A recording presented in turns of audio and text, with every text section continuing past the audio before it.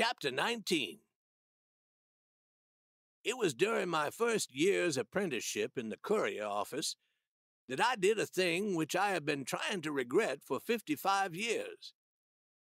It was a summer afternoon, and just the kind of weather that a boy prizes for river trips and other fun.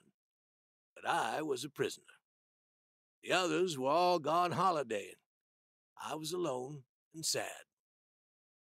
I'd committed a crime of some sort, and this was the punishment. I must lose my holiday and spend the afternoon alone besides. I had one comfort, and it was a generous one while it lasted. It was the half of a long and broad watermelon, fresh and red and ripe.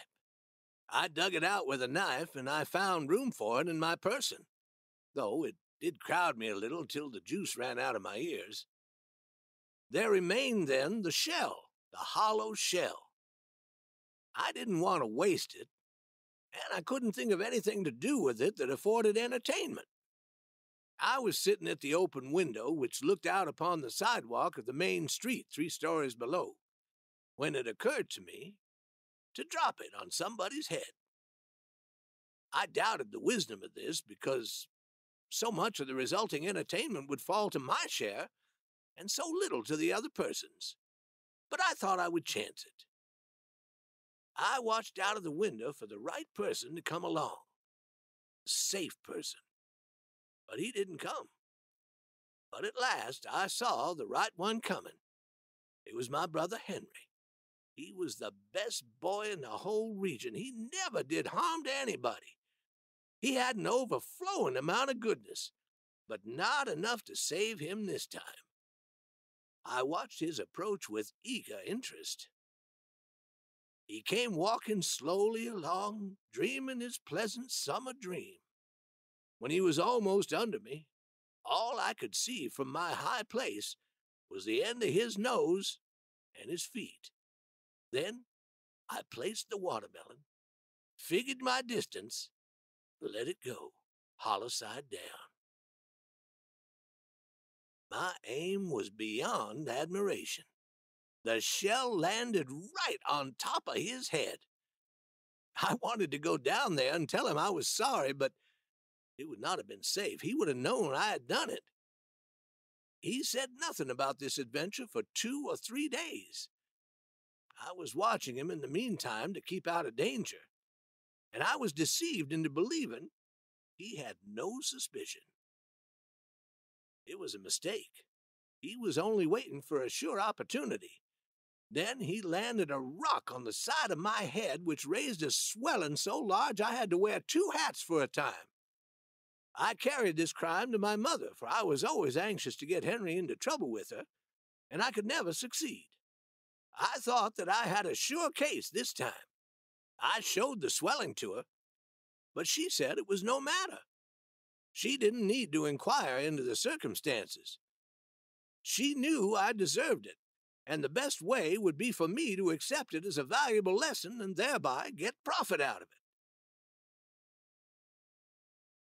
About 1849 or 1850, Orion broke his connection with the printing house in St. Louis and came up to Hannibal and bought a weekly paper called the Hannibal Journal for the sum of $500 cash. He took me out of the courier office and hired me at $3.50 a week, which was an extraordinary wage. But Orion was always generous with everybody but himself. It cost him nothing in my case, for he was never able to pay me a single penny as long as I was with him. By the end of the first year, he found that he must cut down. The office rent was cheap, but it was not cheap enough. He could not afford to pay rent of any kind, so he moved the whole plant into the house we lived in. He kept that paper alive during 4 years, but I have at this time no idea how he did it.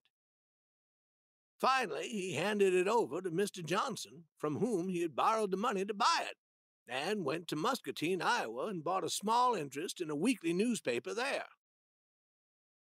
I had not joined the Muscatine venture.